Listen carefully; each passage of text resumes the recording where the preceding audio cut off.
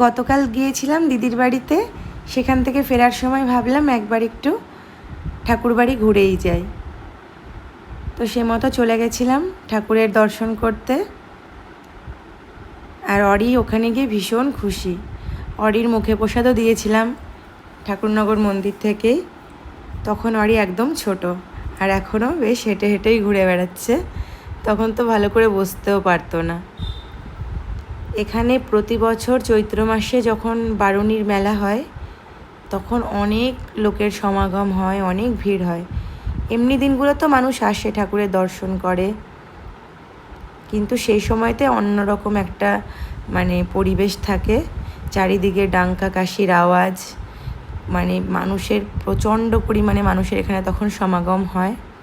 খুব ভালো লাগে আসতে। তো আমি যখনই ঠাকুরনগর আসি তখনই একবার করে ঘুরে আসি, ভালো লাগে। একবার না, ওখানে বারবার যেতে ইচ্ছে করে। তো ঠাকুরের দর্শন খুব ভালোভাবে করে তারপর আমরা বাড়িতে চলে এসেছিলাম।